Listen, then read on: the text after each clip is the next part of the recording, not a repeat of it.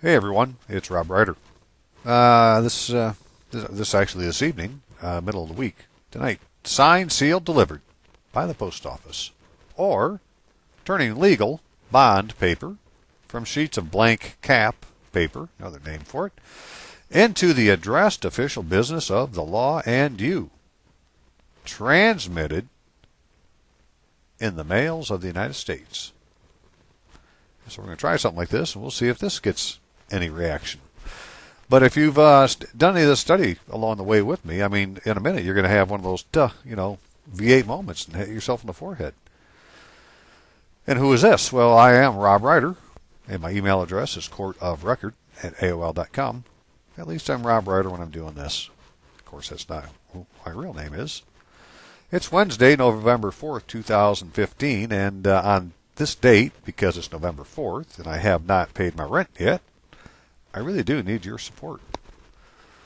The PayPal account is ashleyritluski@gmail.com. Why don't you just pause this right now and write this down? Or the mail, Robert Ritluski. Now that is who I am.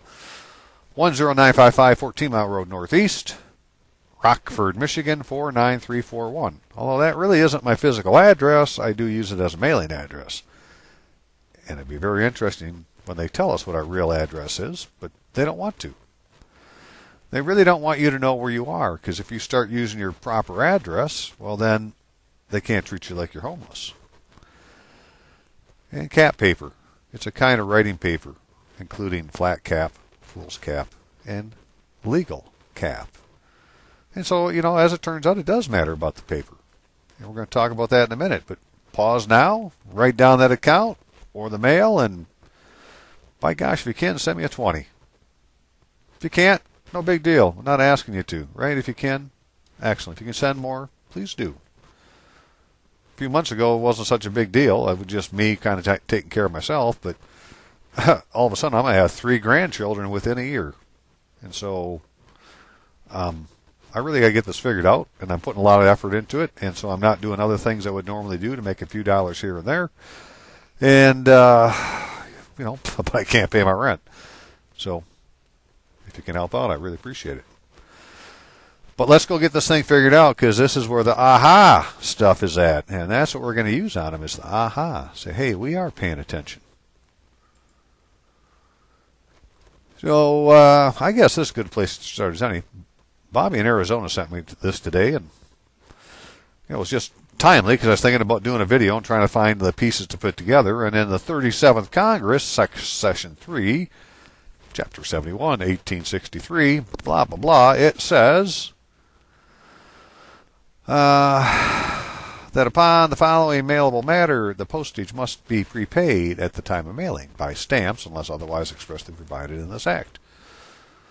First, upon all domestic letters, whether passing through the mails or collected or delivered by postal agents or carriers. Right, so there's lots going on in that little paragraph there. Upon all domestic letters, so it's saying, well, that's where you put the postage, is on the letter. And when you stop and just forget what you think you know and understand that the envelope is a cover, it's not the letter, your postage is supposed to go on the thing that you're mailing, not on the envelope. It's the cover.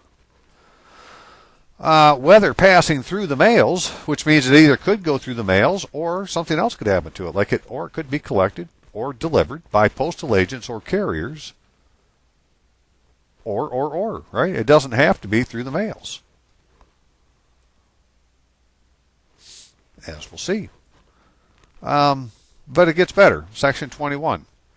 And be it further enacted that the maximum standard weight for a single rate of letter postage is 1/2 ounce every or dupuis, whatever that is. What that means is it's ounces and pounds, not grams and whatever grams go with, kilograms, I guess. And so the standard weight for a single rate of letter postage, so first class postage, apparently they're saying, is for 1/2 ounce. And that could be important as we go on. Section 22. And be it further enacted that the rate of postage on all domestic letters transmitted in the mails of the United States, but delivered through the post office or its carriers, commonly described as local or drop letters, and not exceeding 1/2 ounce in weight, shall be uniform at 3 cents. And for each 1/2 ounce or fraction thereon of additional weight, there shall be charged an additional rate of 3 cents, to be in all cases prepaid by postage stamps plainly affixed to the letter.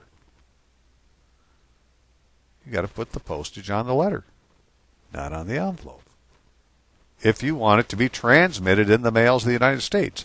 So look at what it says on domestic letters. So first of all, this is domestic, transmitted in the mails of the United States, but delivered through the post office or its carriers. So the post office or its carriers aren't the mails of the United States, right? Or delivered through the post office or its carriers, commonly described as local or drop letters. So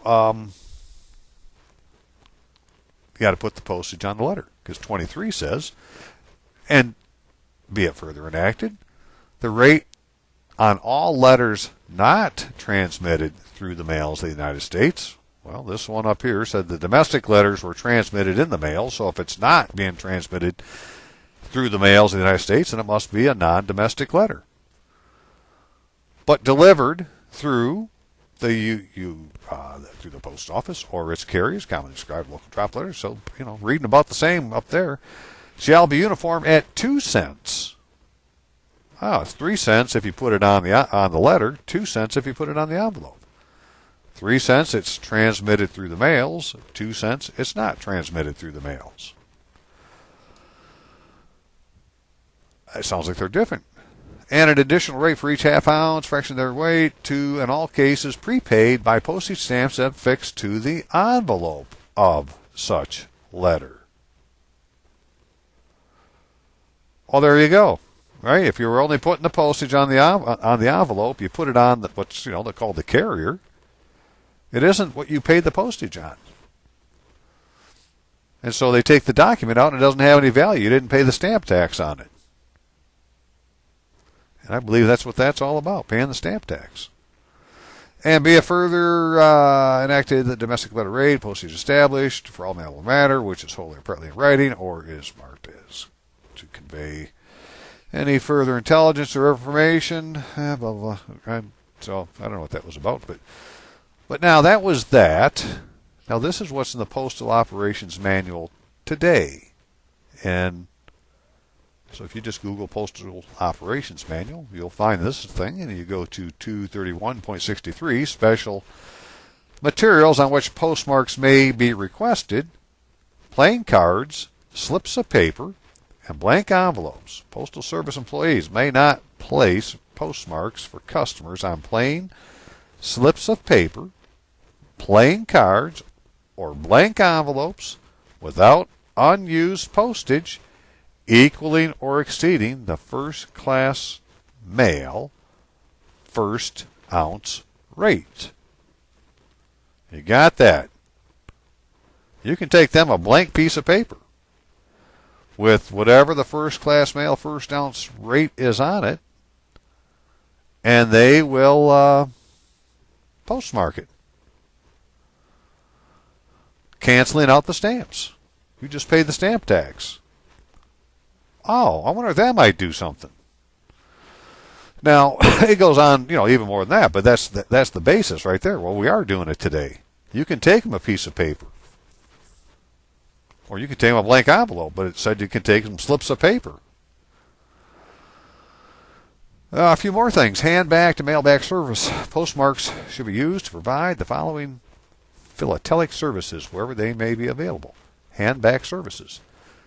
When a customer personally presents an addressed or unaddressed envelope, postcard, or other item described in another section to the Postal Service employee for postmarking, the Postal Service employee must examine the item to be sure it is clearly intended for philatelic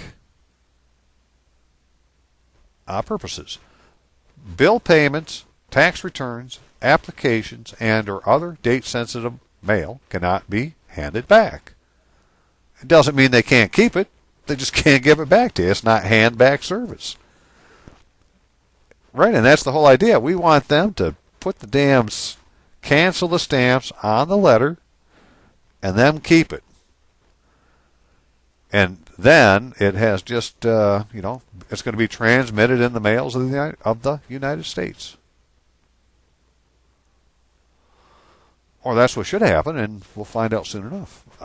I can't go do it myself right now. I can't get to the post office, and I really don't have any money, but I will as soon as I can. But in the meantime, these are things that need to be done anyways, because these are the things we're not doing to our documents to make them legal and seen in court. And it's the stamp, and it's the kind of paper. You have to use bond paper. White bond paper. If the customer wants the mail to be postmarked, wants to mail the postmarked item, it must be trayed or bagged separately and flagged non-machinable to avoid being over-postmarked in processing. And so this is where the thing they talk about people doing tax returns and doing it on the last day and the postmark and, the IRS not paying attention to it and blah, blah, blah. Apparently, some stuff I read, I don't know that much about it, but it seems to be an issue. And the issue is because the postage is on the envelope and it's not on the item. Like I say, bill payments, tax returns, applications, or other date sensitive mail cannot be handed back. So it sounds like you're supposed to take your bill payment down there. Tax returns, and you put the postage on it, and you send it to them. More on that in a second. But let's look at. I want to look at this paper before I forget, because there's a couple three things tying together: what we need to do at the post office, what we need to do it on, and who we need to give it to. And we're going to look more at what we need to do at the post office, and this is what we need to do it on, type of paper, and who we need to give it to is, I believe, the city of blah, the county seat of your county. Because all the county buildings and so forth are in a city, and so the city has jurisdiction over all those people in that county building who aren't really elected, and they're not following the law. They're just simulating the legal process, and so they should be arrested because it's happening within the jurisdiction of the county seat that has a charter with the state, and part of the charter is for it to enforce the law. And so we send them lawful paperwork to show who we're complaining about, because the people at the county aren't really elected. Right? They're not really a judge. They're not acting as an attorney. They're not coming in their proper person, and they're not using paper with a watermark on it. So they're simulating the legal process, because for it to be a legal document, it has to be on bond paper. So the shit they send you in the mail, if it's not on bond paper, is a simulated legal process. Forget whatever else it says, except for the fact it has an address on it and it came from an attorney. And now you take that to the post office and you tell them this is a simulated legal process and you need to fill out the complaint. And we'll see where it says that, and we get the post office to do all the hard work, and we don't contact anybody else but our post office. It's the one world government, as it looks. So anyways, legal paper. This is legal document paper, rules for color, weight, and type. Type of paper. The type of paper used for legal documents is known as white bond paper. What kind of paper is used for legal documents? It's known as white bond paper. White bond paper is thicker, stronger, more durable, and higher quality than regular printed paper. Bond paper is also more expensive than printed paper because of its material used to make the paper. Bond paper is acid-free, which helps to preserve the paper from yellowing, fading, tearing, disintegrating over time. What kind of paper is legal paper? Bond paper. In fact, I have a sheet. The Kent County probate court, when they sent me a denial, sent it to me on bond paper. And I've been looking at all these other documents I got. They're all just regular paper, but that was a sheet of bond paper. Absolutely. And they put on there my address was different than what I would normally think it is. Excuse me. And well, we'll look at it and see. This is part of it too. We're using the wrong address, so we need to change our address, or at least show that we're using the right address, and use the post office and use some bond paper, and we're covering the little details that would keep whatever you did otherwise from working. It wouldn't matter how good it is. You could have written the perfect affidavit or the perfect rebuttal to something or whatever, but if you're not following their rules, they're not going to see it. And it's as simple as this. It needs to be on bond paper.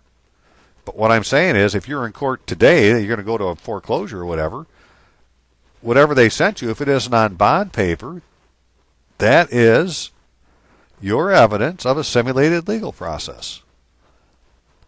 And so you would go to the city, to the police department, and say, hey, they're simulating a legal process. This isn't on legal paper. The rest of the details we'll figure out, but that's that's just an outline to build on.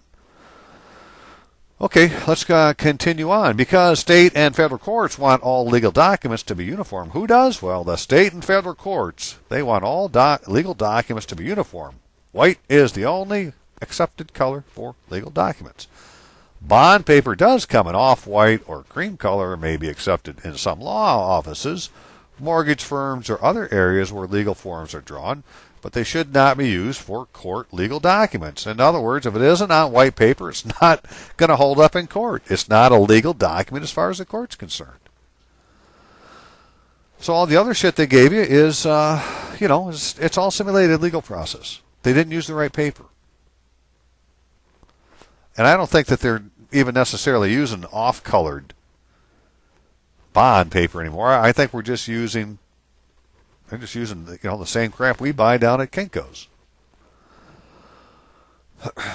or Myers. The accepted weight of legal paper should be 24 pounds or heavier. Right? So it's been clarified.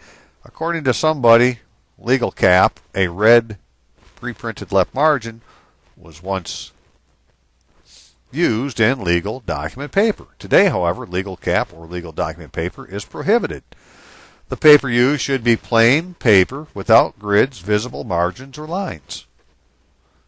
Just a watermark. It's a security device, right? And so let's look at just a couple of things here that go with that.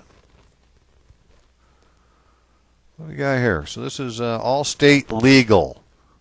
Printing and graphic services. Brand meets security.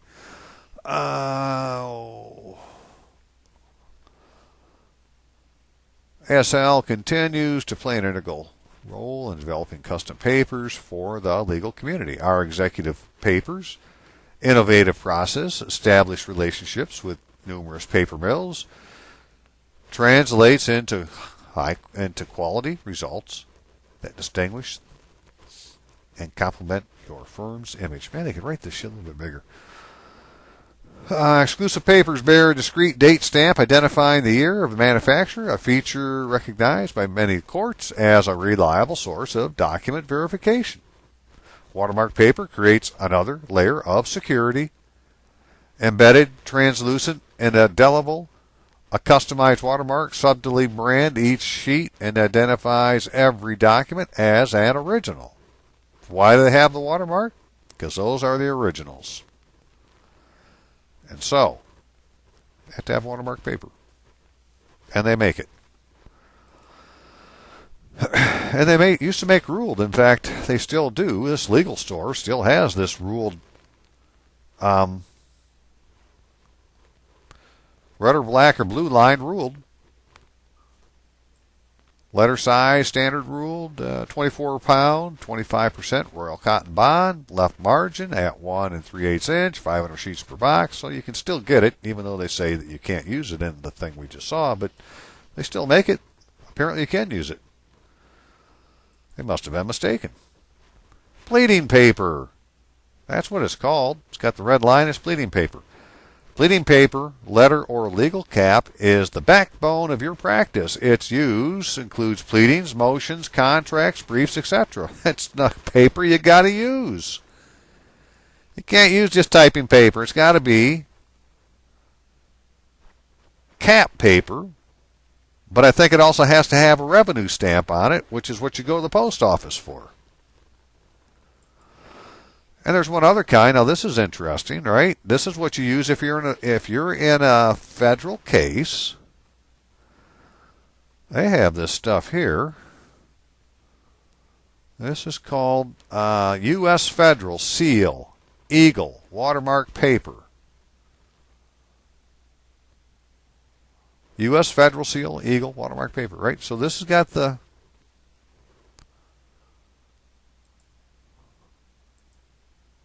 as you can see, it's got the frickin' bird on it.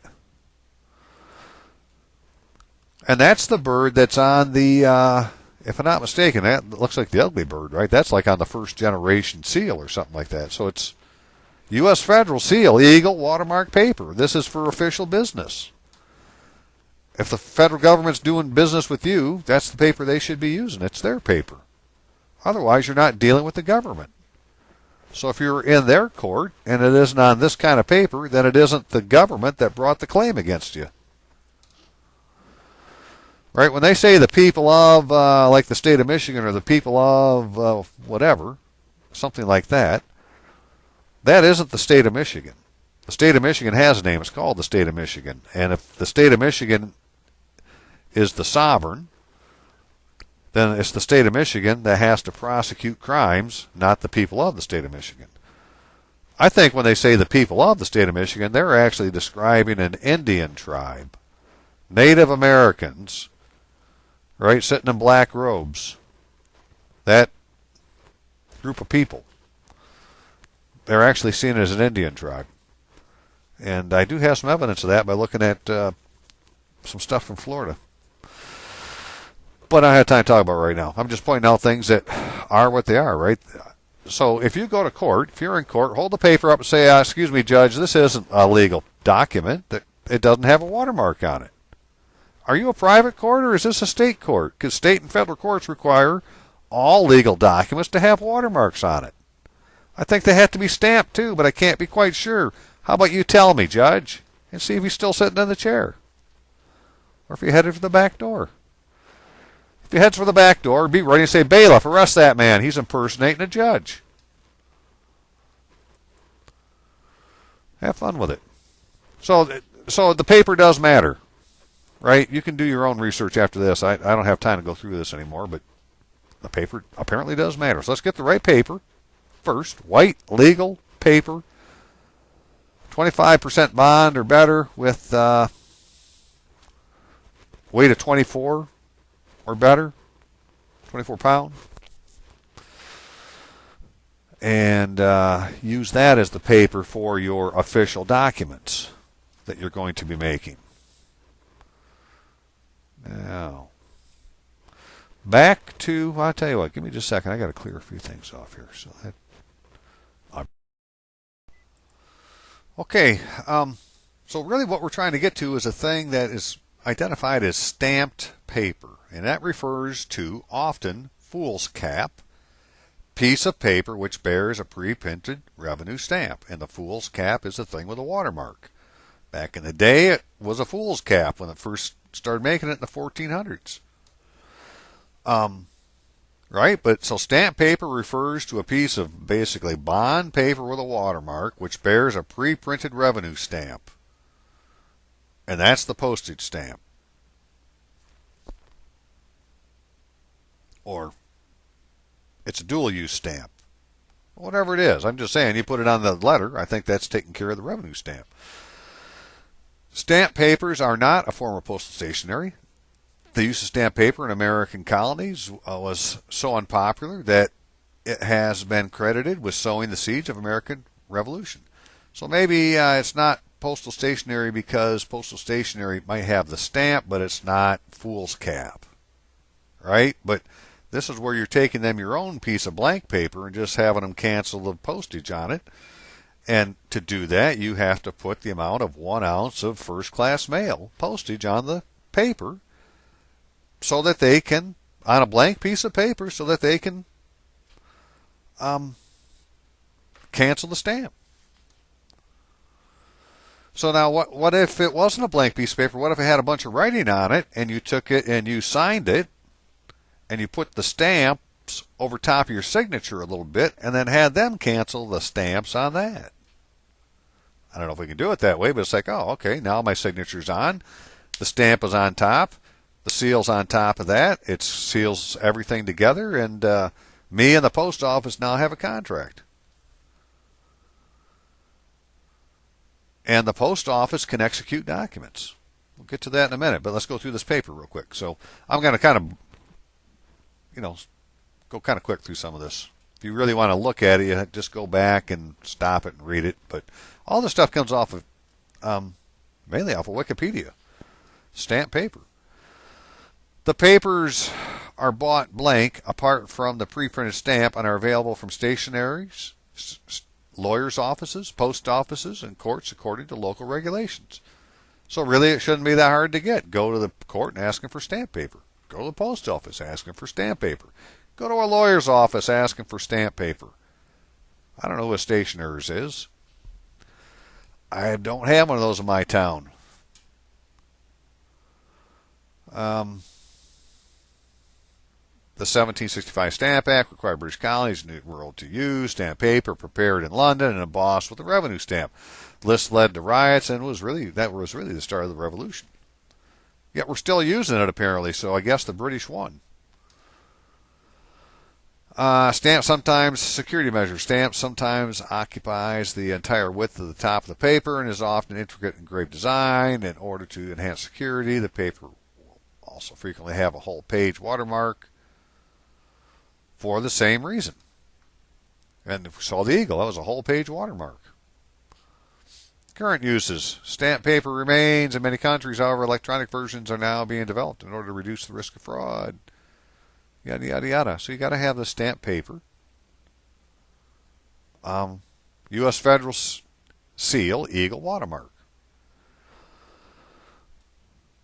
The official government for official government correspondence and documents that require greater message impact, authenticity, and security. U.S. Federal Seal, eagle watermark. It's on this kind of paper. 500 sheets per ream, 10 reams per box, complies with executive orders 13,514 and 13,423.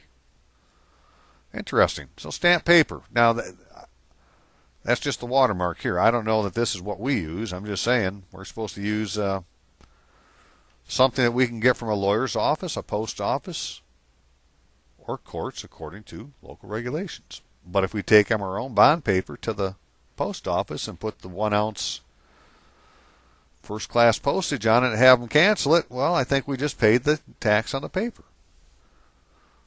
But I really want them to keep it and have them do the mailing through the mails with the letter. So we'll have to see how that all works. Which way to do it. I don't really know myself how I'm going to do it yet. I'm just pointing out what it says. Yes, you can save that. All right. What else was there? So, in philately, a pen cancel is a cancellation of a postage or revenue stamp by use of a pen, marker, or crayon. There are no fixed terms for the different types of pen cancels, but a cancel in a form of 2 cross lines is referred to as an X cancel. Look, go figure. Put an X across the stamp and it's done. Pen cancels may also take the form of notations by the canceller, the city in which the items were posted, or the initials of the local postmaster. A pen cancel may indicate fiscal revenue use. However, in the early days of stamps, a pen cancel was sometimes used because no hand stamp was available. For instance, in Nicaragua, the pen cancels have been used for 7 years after the first stamps appeared. Okay, well, who cares?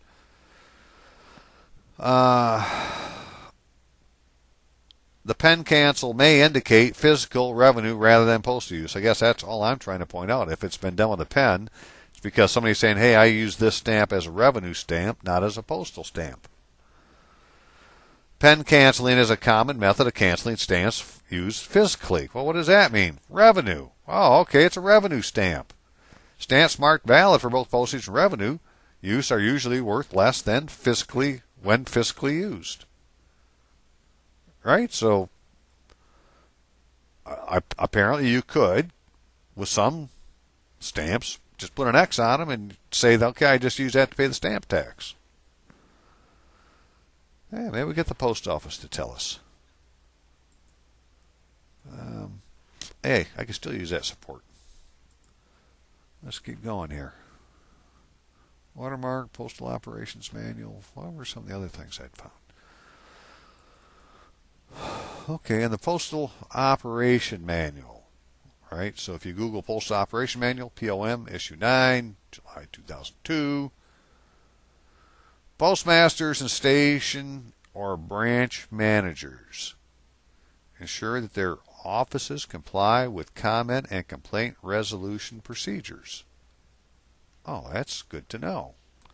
See, because we're really supposed to complain to the post office, your local post office, and they're supposed to do something with a form 4314C, and they put the complaint in.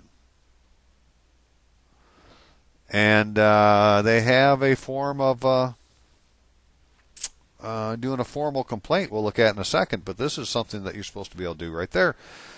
And so what this would be for is when you get that frickin' mail for a ticket or whatever it is they sent to you that isn't on white bond paper and it's a simulated legal process, you can say, hey, they're using the mails for a simulated legal process. And that would be against 18 U.S.C. 1342 and 18 U.S.C. 1341. And the post office has jurisdiction in Title 18 over things to do with the post office. And so the guy to take your complaint is the guy who just handed you your stamps. Yeah, that's what it looks like. Or, or can we just give it back to the carrier? Ensure that all employees coming in contact with the public, well, that's the guy in the truck that comes down the road, have available at their workstations enough of those for customers. Oh, okay. I'm going to put something in my mailbox and ask for one of those. I notice 4314-C and see what he delivers. Accountable mail. Special services are available to provide proof of mailing, proof of delivery, identification. You guys probably already know all this stuff, right? But what I wanted to point out is look at what it says, the difference between certified and registered. Let's start with registered because it's better. Provides added protection for valuable or important mail. All mailable matter. Prepaid with postage at first class mail. Right? So there's that letter with the first class mail. Or priority mail rates may be registered in accordance with DMM S911. Registered mail provides a receipt to the sender. There's your proof that you sent it. Special security between shipping points. A record of acceptance. And delivery maintained by the U.S. Postal Service. It's been registered with the post office. And at the option of the mailer, an additional fee, indemnity in case of loss or damage, postal, blah, blah, blah. So this gives you, your evidence that you sent it. It's going to be handled specially, special security. A record of acceptance and delivery maintained by the U.S. Postal Service. Where this says a record of delivery maintained by the U.S. Postal Service. But nothing about you having sent it. No record is kept at the office of origin, right? So there's nothing to show that you ever sent it. But when you go to the office of origin for registered mail, they're going to give you a receipt, and then the U.S. Postal Service is going to maintain a copy of the delivery. First class mail. All mailable matter presented to the Postal Service and properly prepaid may be entered as first class mail. Mail may more than 11 ounces called priority mail. Customers may opt to mail first-class mail weighing less than 11 ounces as priority mail rate. Okay, and if you did that, well, you'd be paying better than the 1 ounce rate. So do they have a sticker you can put it on your a priority mail sticker to put on your document? If that would be considered a stamp. Questions to be answered yet? But in Title 39 of the U.S. Code, which is the one over the postal things, postal matters, it says in Section 601, letters carried out of the mail. Remember in the law there, it was talking about domestic mail and not domestic mail, basically. So letters carried out of the mail are non-domestic. And what could they be? Well, a letter may be carried out of the mail when it's enclosed in an envelope. The amount of postage which would have been charged on the letter had it been sent by mail is paid by stamps or postage meter stamps on the envelope. So instead of you putting it on the mail, the letter, and you put it on the envelope, you just took it out of domestic mail and put it into non-domestic mail, which I guess is international mail. The envelope is properly addressed. The envelope is so sealed that the letter cannot be taken from it without defacing the envelope. Any stamps in the envelope are canceled in ink by the sender. And that's who cancels the stamps when you send mail, is the place that you send it from. The date of the letter or its transmission receipt by carrier is endorsed on the envelope in ink. The Postal Service may suspend the operation of any part of this subsection mail route. Public interest requires the suspension. There you are, right? So this is in the law written today that if you do this, put the postage on the envelope instead of the letter, well, it's going to be out of the mail, just like it was in 1863. All right.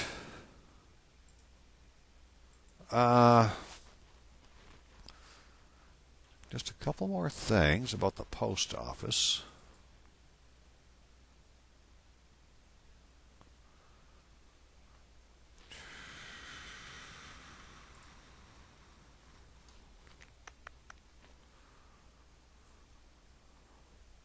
All right.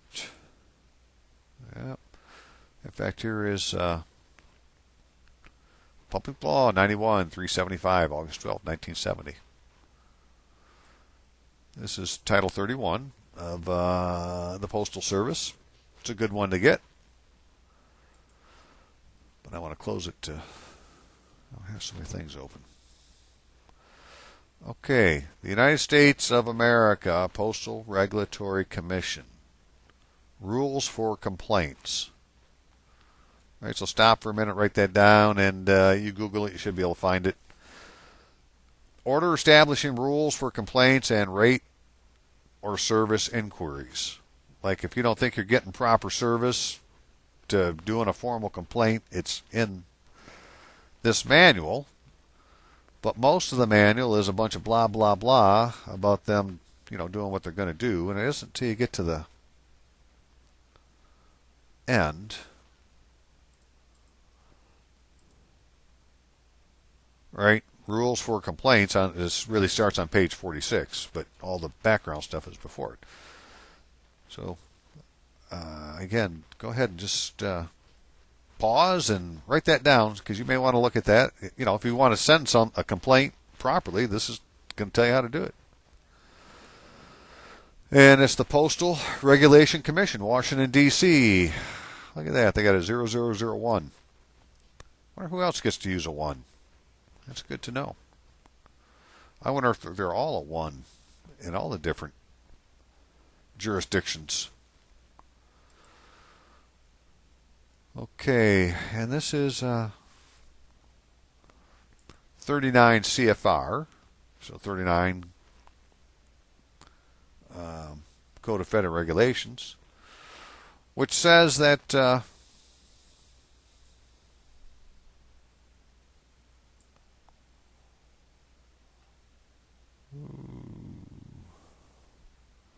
found or authorized to administer oaths concerning matters other than employment. Blah, blah, blah, blah, blah.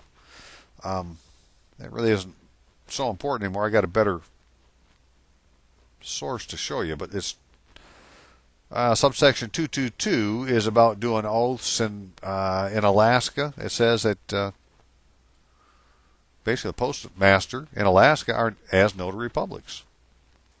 Well, if they can do it in Alaska, they can do it anywhere, right? I don't believe there's any difference. They included it here, but they didn't exclude everything else. So I'm going to say my postmaster can do it. When executing certificates, right? So when executing a document, after your signature, when executing certificates of oath, affirmation, or acknowledgement, and the title postmaster after your signature, and give the name of the post office and date document is executed. Place legible postmark impression of the post office on the document. That's all they got to do, and they can execute a document just like a notary public.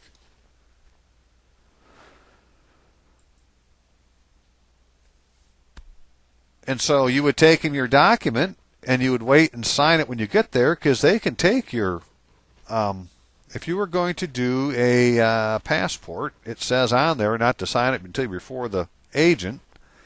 And one of the places you can go to is the post office. And all they're going to do is witness your signature. Well, you could do the same with your document and go there and you just want them to witness your signature. Do their thing, put your stamps on it, get them canceled, and then mail it. And I bet you that baby there is considered official mail by the post office. I'm hoping. Did we do this one yet? In philately, the term cover pertains to the outside of an envelope or package. Well, there you go. What's the cover? Is the envelope. The outside of an envelope is a cover, and we don't use the inside of the envelope. It's just there to hold the frickin' thing you're paying the postage on. The term originates in the practice of covering a letter by folding a separate sheet of paper physically to prevent infringement of confidentiality. It's the letter that's the important part. Different kinds of covers. Again, this is probably right off of Wikipedia. A stampless cover is an envelope folded outer sheet bearing an address and a manuscript or ink stamp postmarkings without prepaid adhesive postage stamps, normally for a period before adhesive postage stamps became available or common. Okay, that could be.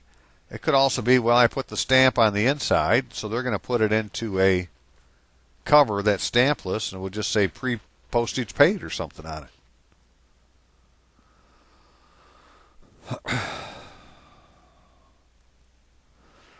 A philatelic cover is an envelope or postcard prepared with stamps and addressed and sent through the mail. Now, this is a philatelic cover. What was the other one? What do they call this one up here? Hang on.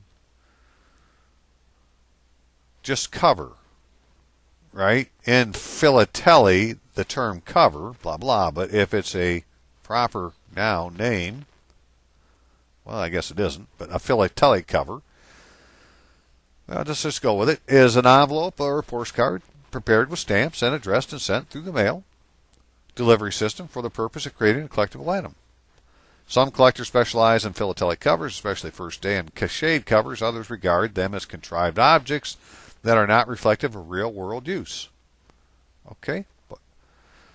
The cachet is interesting, and it is a printed or stamped design or inscription other than a cancellation or pre-printed postage on an envelope, postcard, or postal card to commemorate a postal or philatelic event. They are official and private cachets that commemorate everything from the first flight of a particular route to the Super Bowl. Okay, blah, blah, blah, blah. That's one of the things that could. But another one is, this is a possibility. Post Office Department, Post Office Springfield, Illinois, official business. That's another one that's cached. on the left-hand side. Right? It's official business. Oh. Okay, different types. Identifying the covers. The cover bears a cachet or special design, usually on the left-hand side portion of the envelope. The address consists of a small rubber stamp or adhesive label in the bottom right-hand corner of the cover. Okay? Etymology. Oh, what do we got going here now?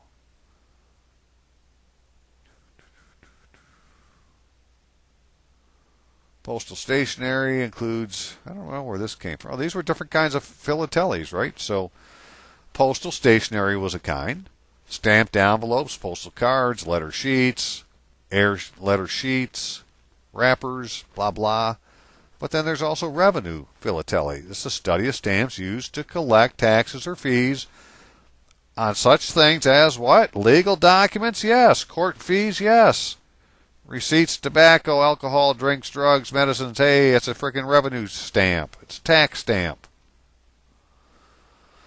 Philately uses a number of tools, including so forth and so on, but the identification of the watermarks is important and may be done with the naked eye by turning the stamp over and holding it to the light.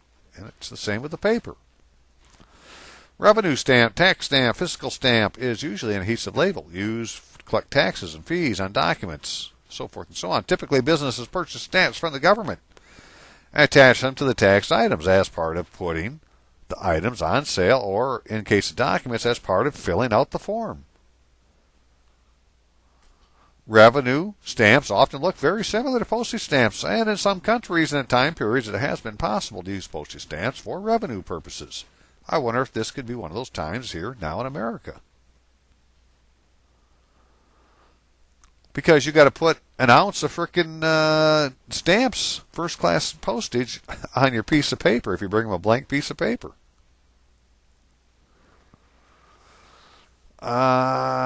Perforated, imprinted, embossed, those are different kinds of how the revenue stamps are put on, right? So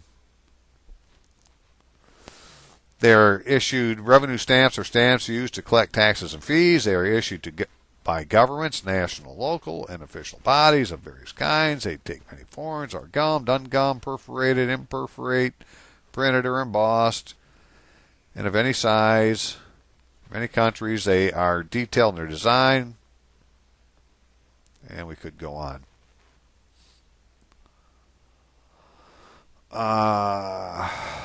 Their use became widespread in the 19th century, partly inspired by the success of postage stamps and partly motivated by a desire to streamline the government operations. The presence of revenue stamp being an indication that an item in question had already paid the necessary fees.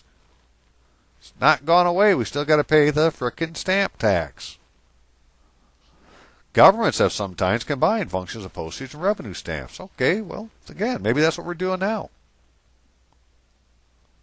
A revenue stamp authorized subsequently for postal usage is known as a postal fiscal. Okay, post office. You guys got any postal fiscals? I didn't follow that link, but I wonder where it goes to. Methods of cancellation. While revenue stamps often resemble postage stamps, they are not normally intended for use in the mail and therefore do not receive postal cancellation.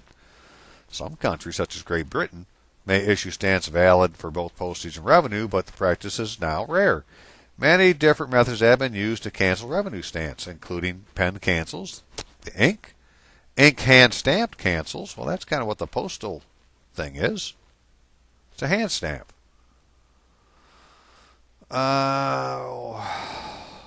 Okay. More recently, revenue philately has become popular again and is now in its own something or other commission and approved. Yeah, I don't know what that matters. Some types of revenue stamps. Court fees. One of the earliest uses of revenue stamps was to pay court fees. The stamps were used in the Indian feudal states as early as 1797. Almost 50 years before the first postal stamp. Although India is only one of several countries, the practice is almost entirely stopped now. Yeah, that's because we just quit doing it. Not that it's not necessary. Documents. The tax on documents, also commonly known as stamp duty, is one of the oldest uses of revenue stamps. Probably invented in Spain and introduced or reinvented in the Netherlands in the 1620s, then reaching France in 1651 and England in 1694. I got to go see what happened on those dates. That sounds like the House of Orange moving in. Governments enforce the payment of the tax by making unstamped documents unenforceable in court. That's all they got to do.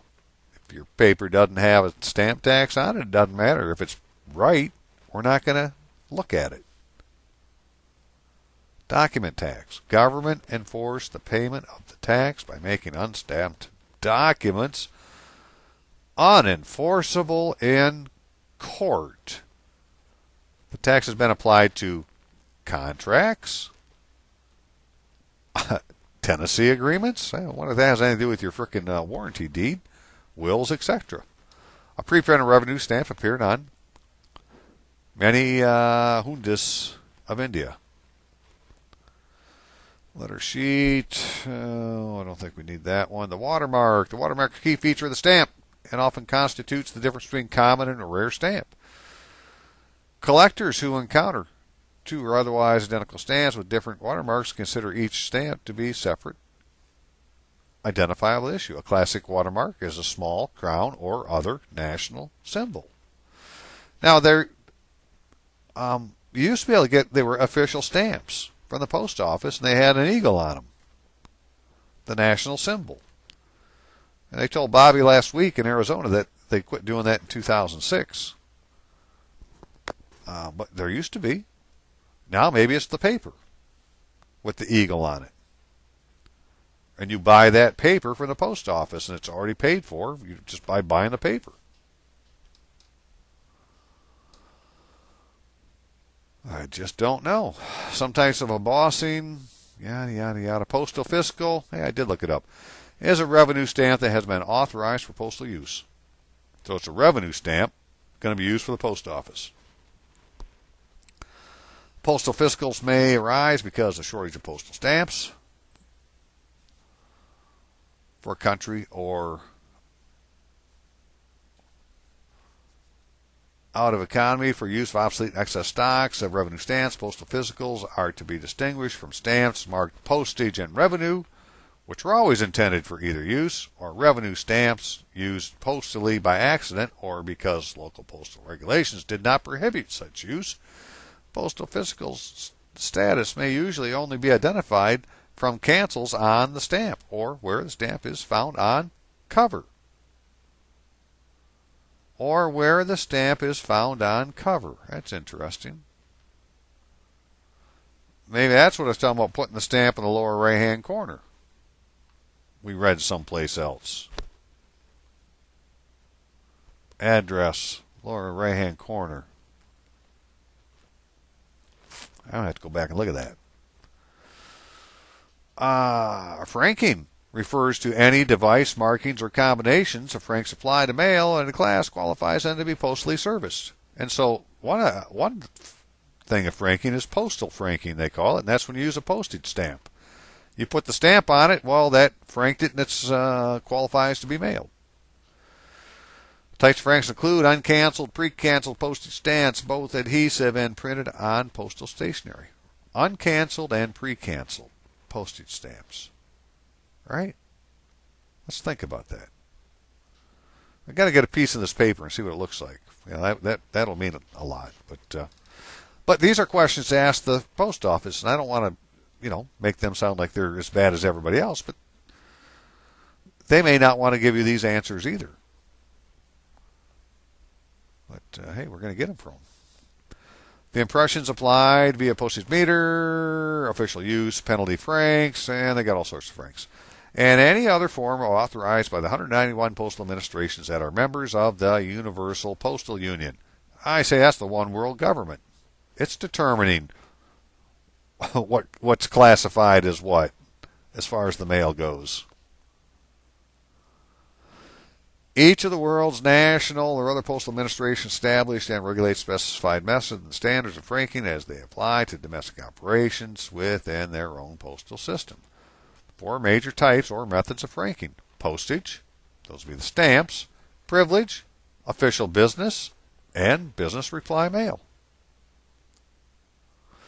Postage franking is the physical application and presence of postage stamps or any other markings recognized and accepted by the postal system or systems providing service, which indicate the payment of sufficient fees for the class of service which the item to be mailed is to be or has been offered. Prepaid. All right, put in a prepaid envelope because the postage is on the letter, so the envelope will just say it's prepaid. And that will have changed the entire jurisdiction that it's going to travel in. In addition to stamps, postage franking may be the form of printed or stamped impressions made in an authorized format and applied directly by a franking machine. Postage meter, computer-generated franking labels, so forth and so on. I don't know that we need much more of this. Official business is any frank printed or affixed to mails which are designated as official business of national governments. The United States mails. Hey, I want to do one thing before I forget here. Get that open. Shoot.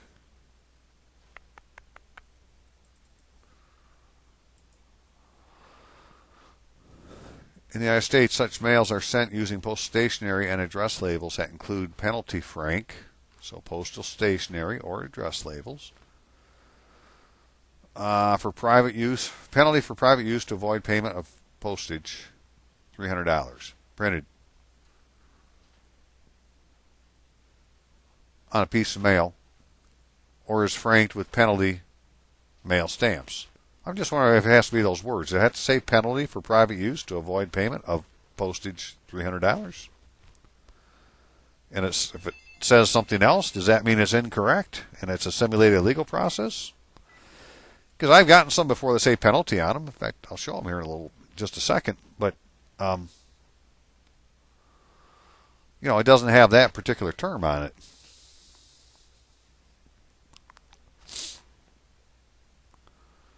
Okay, I think we're just about done here on this. Official mail is sent from or by, right? So from or by. So the post office can send it for me.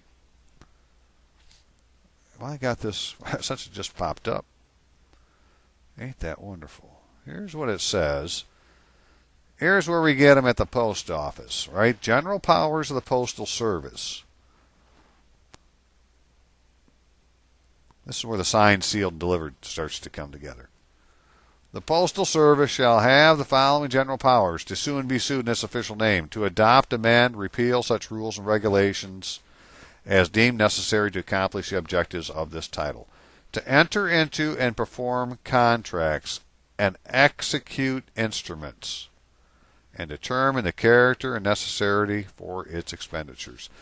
And it's the executing instruments that is the signed, sealed, delivered. They're going to execute a legal instrument for us. It's not legal till they do their part.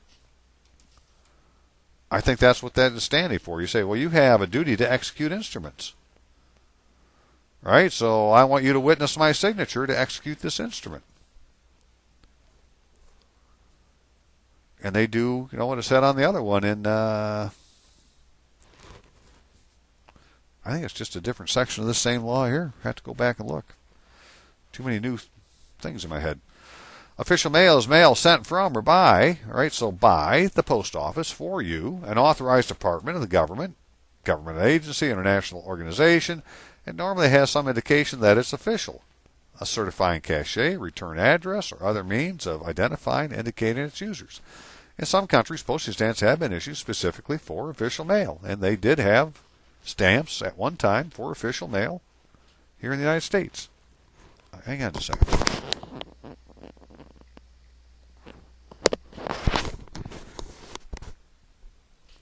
I was told I couldn't slurp my coffee on these videos anymore. So I got to put my hand over the mic. I don't have a mute button. Official mail stamps. I'm about tired of official mail stamps. The first stamps to have the word official mail printed on them were issued in January 12th, 1983, when the departmental postage accountability again became a concern. The Great Seal of the United States became the central design of these 20-cent stamps and envelopes. A 32-cent stamp and envelope superseded the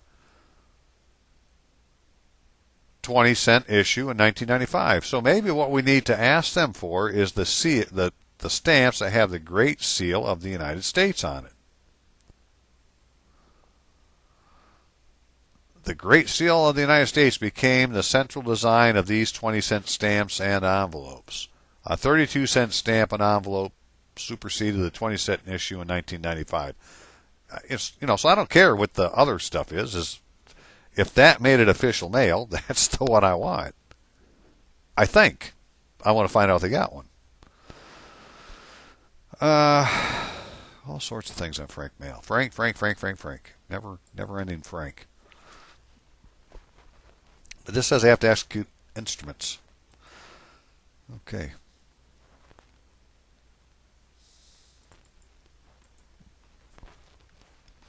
So what I wanted to show before we're done, what else do I have to do here? Postal.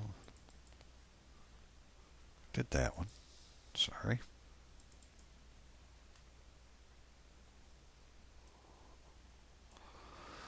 You might want to download this to take a look at. Complaint Handling Guidelines.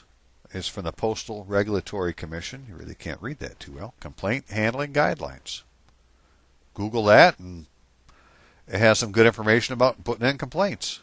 Guidelines, complaint handling process. Description, originating complaint sources, roles and responsibilities. All right, this is the procedure they have to follow. It's like their policy. District complaints and inquiry clerks at the local post office. Complaint handling process. Yeah, good stuff. I just haven't had a chance to read it yet. But it doesn't mean you can't read it tomorrow. Now let's look at some envelopes that I've gotten, right? And I want to, and why it may be important. So, some time ago, this summer, I wrote the probate court. I need to open up this other one too. Where are you at? There we go.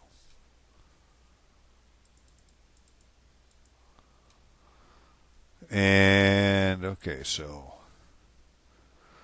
now the story behind a little bit, when I got to this point where when I was writing places, and I knew I didn't know what my address was, right? But I did know what my all caps address was, because he's on my driver's license.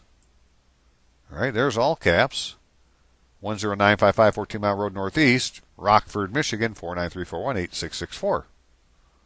Interesting.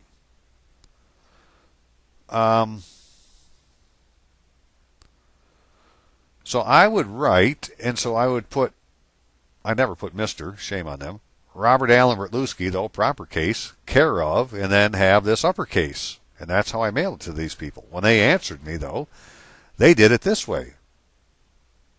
My proper case name, care of my proper case name, same street, number, and name, but they said Grand Rapids, Michigan, with a 5-digit zip. Where this says Rockford, Michigan, with a, +4 zip. Obviously not the same place, but for sure they're not registered in the same place. So if the court, my point is, so the court's telling me that my address is in Grand Rapids, Michigan. But when I got my driver's license way back when, I said my address was in Rockford, Michigan, because that's the mailing address. But duh, you don't live at your mailing address. You live at a physical address of some kind, and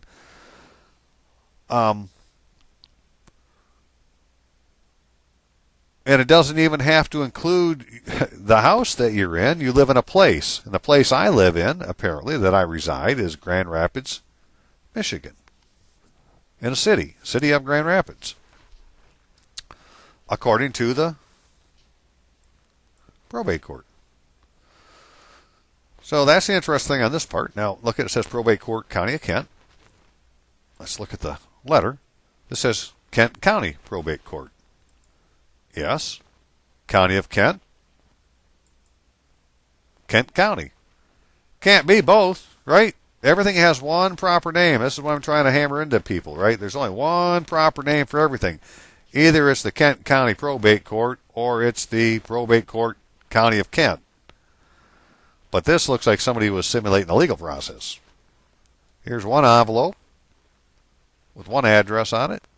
And here's the interior letter, which is on bond paper, by the way. This is the one that's on bond paper. It says 25% bond just above that symbol, which is in gold leaf on the paper.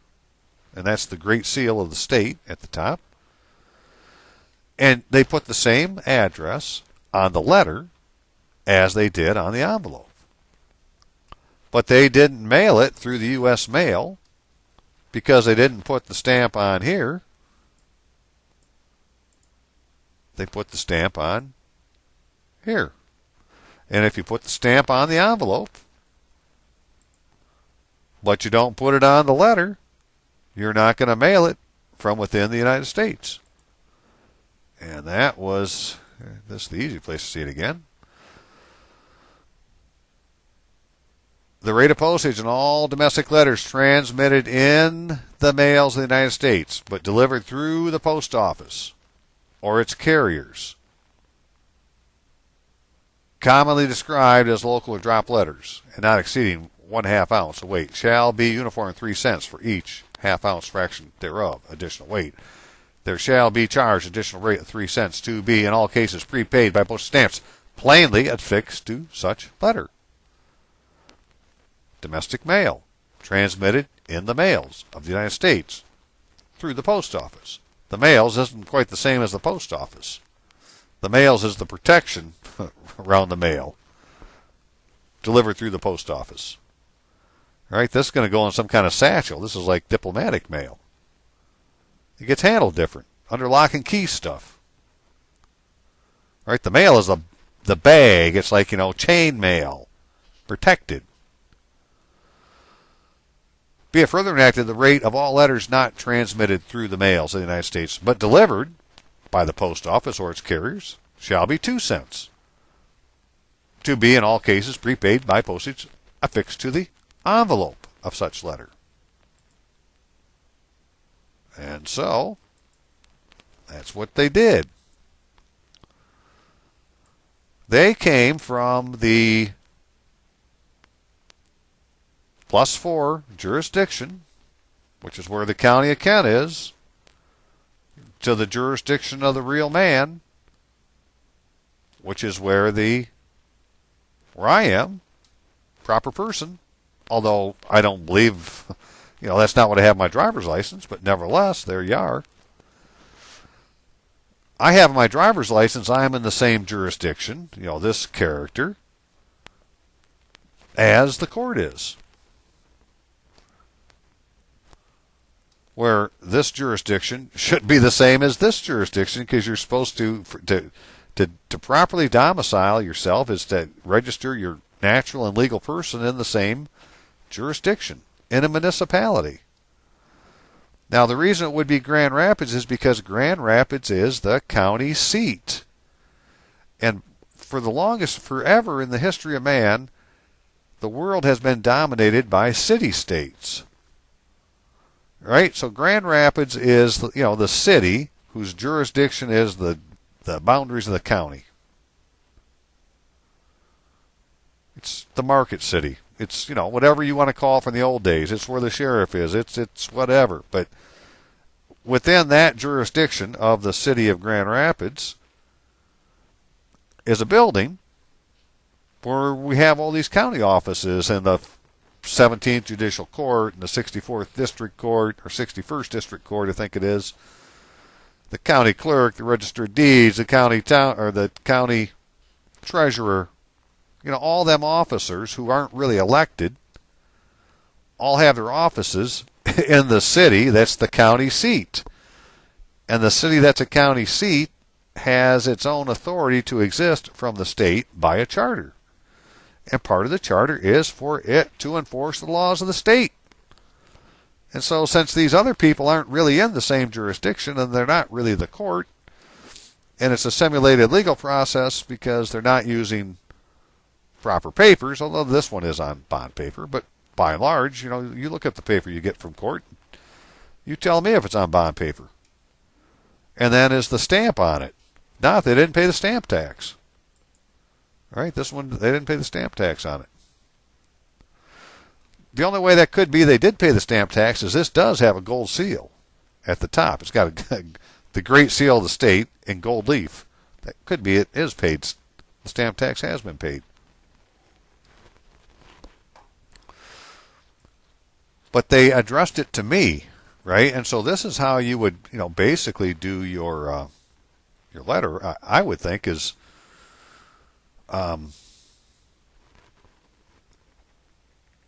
you would put yourself at the top, just like if you were addressing the envelope, right?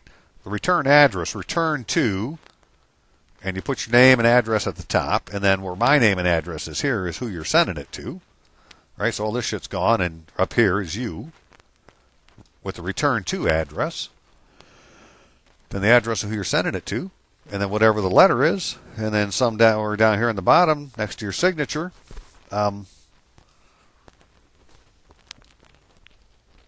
You're going to do some kind of notary process with the post office, put a couple stamps on it, get them canceled. It's going to go into an official envelope of some kind, and it's going to be handled completely different than it's ever been handled before.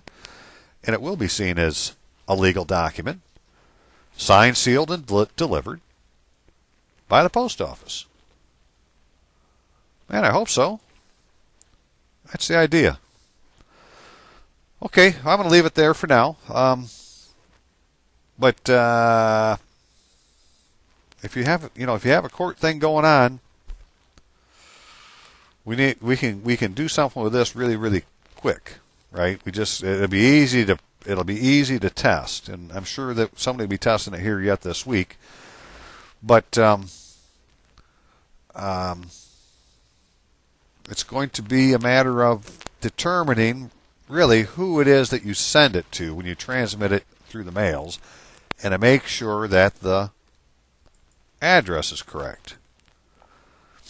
Right? So it looks like the proper address for your proper person is just the +4. Now, 49341, that is my zip code. Down here, 49341. Rockford, Michigan, Grand Rapids, Michigan. As it turns out, they don't need that for your mail. What they need is the street number, street name, and the and the zip code. And there'll only be one address like that in that zip code. They don't care if you call yourself Grand Rapids, Michigan or not. That's your place that you're supposed to be registered at. And so I'm going to change one of the things I'm thinking about doing is changing my driver's license to make this address match this address. And get rid of the +4 and get out of that jurisdiction. When I looked at the back of my utility bill, it's got a place on there to change your address where you can change your name and address. And my utility bill is in the name of the guy with the middle initial. So I do want to change that. And change that address too. Just some other hokey stuff if you've never seen this before that they do to you, right? So this is what a passport would look like. United States of America, that's the jurisdiction of King George. If I was a citizen national of the United States, my name would be up on this page someplace, which is actually in the book. It says herein, when you read this, and I've done videos on this before, so I haven't spent any time on it, and I signed it wrong, right? Your signature should really just be your printed name, just as plainly as you can print it, so everybody will know exactly what it is. But no, it's here on the cover, and it's Rytlewski, Robert Allen. Well, that isn't my name, but that's the way they have me on here, and that's the way that if you go to court, your name will be. It'll be last name, comma, given name on the docket. Maybe not on the papers you have in the court, but if you go look for it online, it'll be by your last name, given name. And when you look at the docket when you walk in, it'll be by last name, given name. Now, on my Social Security card, it has this stub, and this is the back. It says detach this portion from the upper half of the card and keep it in a safe place. Your name and Social Security account number appear on the other side. So I flipped it over, and that Robert A. Rytlewski appears on this side. That's the name of the taxpayer. Right? That isn't me. And just this week, I had Treasury called me, the state treasurer, and I put something in weeks ago, month ago, or 2 months ago. I can't remember what it was. It was so long ago. But here's the Treasury talking to me about some paperwork I put in and asking me who I was. And I said, well, I'm Robert Allen Rytlewski. I'm the owner of the account. And she said, oh, so I'm looking for the taxpayer. So why, you mean the guy with the middle initial? And she said, yes. I said, well, he doesn't exist. There is nobody with a middle initial. That's my account that somebody put in that name, and I want my property back. And this really started to throw her because she wasn't quite ready for this kind of conversation. And she said, well, but you're the taxpayer. I said, I'm not the taxpayer. I don't have a middle initial. Well, you're not Robert A. Rytlewski? No, I'm Robert Allen Rytlewski, and that's my property that's been put in the name of somebody with a middle initial. And she said, I'm going to have somebody else call you or something like that. And I said, okay, well, please do as quick as you can. And, I haven't heard anything, but, she caught me off guard. I wasn't expecting a phone call from the Treasury. That's the problem when you do a lot of different things is you forget that you did them until all of a sudden something shows up. But I know this, that isn't me. Rytlewski Robert Allen is incorrect. That's also how they did my DD-214. That's incorrect. Robert A. Rytlewski, that's incorrect. They did that to put my account, to cloud the title of my account. And what else was there? Right, so that's, okay, so here's those two ways that my address could be, or my name could be. Or it could be uppercase on my driver's license, or it could be proper case on an envelope from the court. But, hey, I got one from the court. I can use this to do something now because I got mail in that address. That's outstanding. And there was one other one, I think, wasn't there? Different envelopes. Yeah, look at this. Just some different envelopes I got since, all these things come up, like Social Security Administration, right? It says official business, but it doesn't say official business, $300 fine. It just says official business. So was this a simulated legal process? Because, I had to find the letter they sent me and hold it up to the light, and I'll see if it had a watermark on it. If not, they didn't. Right? They're not using the official paperwork. So they're not the government, so they're simulating a legal process. State of Michigan Department of Licensing and Regulatory Affairs. How did they do it? Or they didn't say that they were. Right? So State of Michigan, that looks proper. Then you got this uppercase thing. Don't really know what that is. Then you got the Public Service Commission, which is probably proper. But Robert Rytlewski, they didn't use my middle name. And they put me in Rockford, Michigan. Now here's one for a FOIA. Right? This says official business, penalty for private use, $300. Well, this one up here said official business, but not the penalty. And so, are they both right? Is one right and the other one incorrect? Well, the one that should know is the post office, and that's the place you can put in a complaint. And so you want to see what the envelope looks like that they send the stuff in. And if it's court paperwork and you hold it up to the light and it doesn't have a watermark on it, well, they're simulating a legal process. And we'll get deeper into what you might do with that here in a bit, but today was just to put it out to explore for the future. Very near future. Okay, I hope I didn't, go too long on any one thing, but that's just all the different things I see need to happen. And what I really need to happen right now is if you please, PayPal, AshleyRitluski@gmail.com is the PayPal account. Or stick it in the mail to this mailing address. But again, you don't need to put Rockford, Michigan down for it to get here, apparently. I really appreciate it. You all be good. We'll talk again soon, I'm sure. Have a good night.